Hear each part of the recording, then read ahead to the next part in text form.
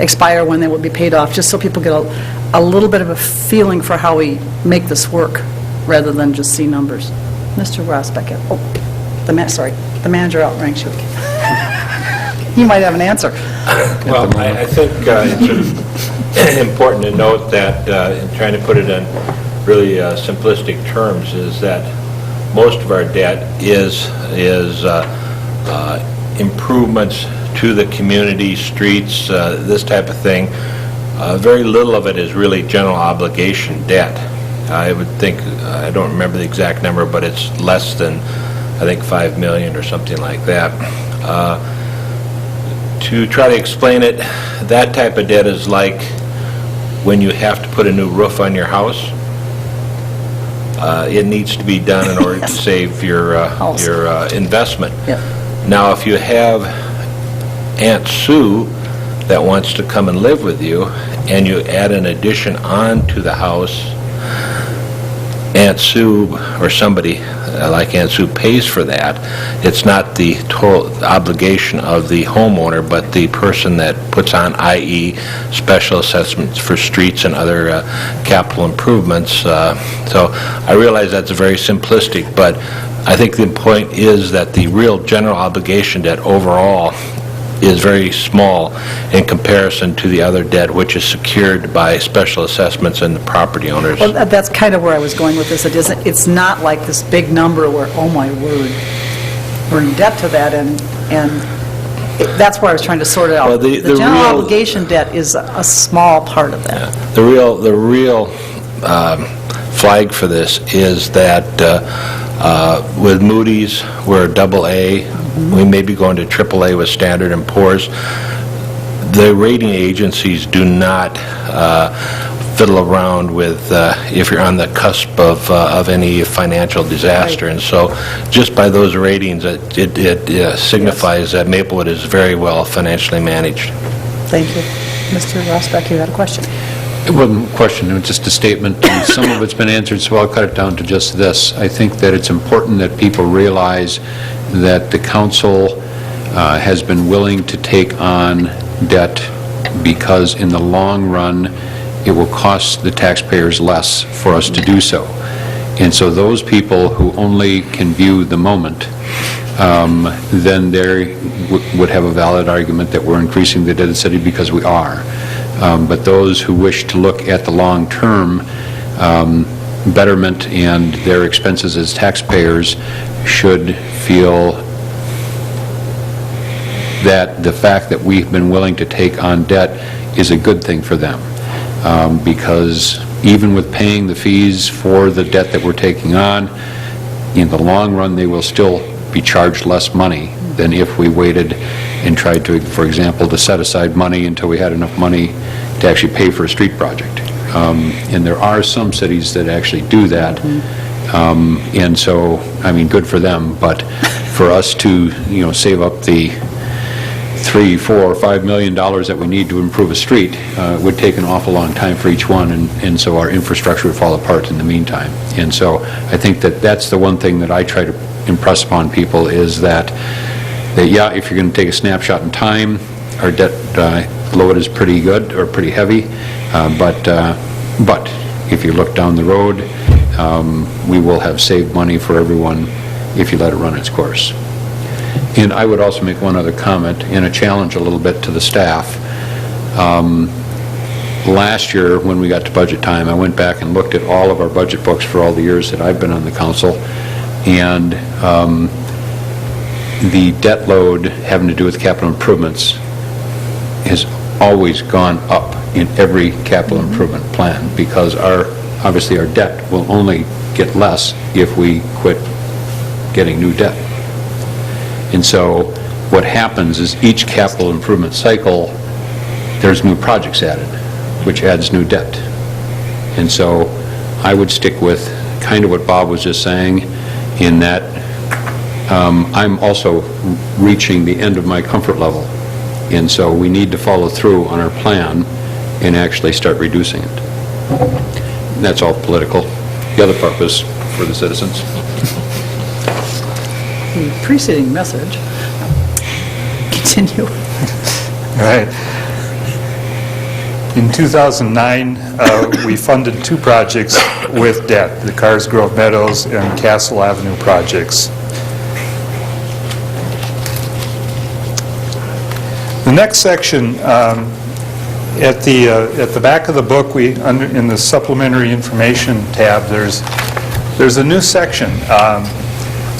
What I've tried to do is take some of our policies that have been spelled out in various locations in the budget book. Some of them have not been included in the budget book per se, and there are some others that have been added. This is something that was driven by comments received from the Government Finance Officers Association when our 2009 budget was presented to them for their evaluation for receiving the Distinguished Budget Presentation Award. Probably the largest comments that they made about our budget was in the area of policies. And so what I'm trying to do in this section is lay it all out for them, for the citizens, for you, for everyone. And so that's a section that I would ask that you spend a little time with and reach a comfort level. I'm going to ask that you approve that at the same time you approve the rest of the budget. And just a little bit of discussion. These are the major components of that policy and procedures. Includes basic accounting, budgeting, and financial planning, revenue management, fund reserves. We've talked about the general fund reserve at 36%. There's a section here on the environmental utility fund. We'll probably be adding the other enterprise funds to that as we go along. Debt management, we've talked about that a bit already this evening. Investments, we have an investment policy. It doesn't normally show up in the budget book, but it's there. And interestingly enough, we up until about a month ago, we had $2.4 million at one of our local banks, and moved substantially all of it out, and that bank was closed on Friday. So, which is not to say that without an investment policy I'd have left the money there, but there's a reason for policies, and we'll kind of leave that at that. We've taken on some grants. We've had other grants in the past. And there's a short section on retirement funds. Essentially what we have is the Firefighters Relief Association. But it lays out, like these other things, that we will do annual reviews and just what our obligations are.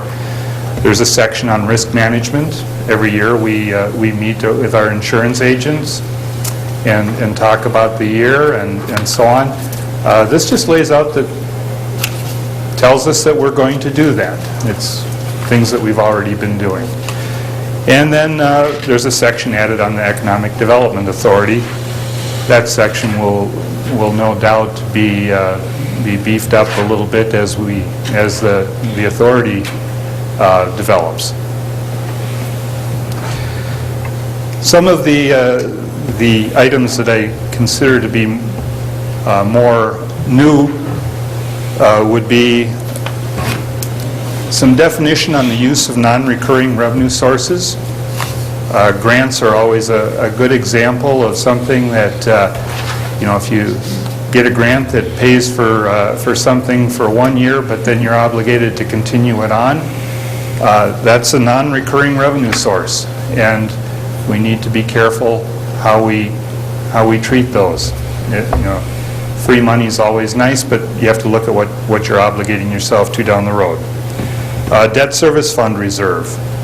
Much as we've talked about the general fund reserve being at 36%, Practically speaking, the debt service fund is going to get funded in June of each year with the first property tax payment.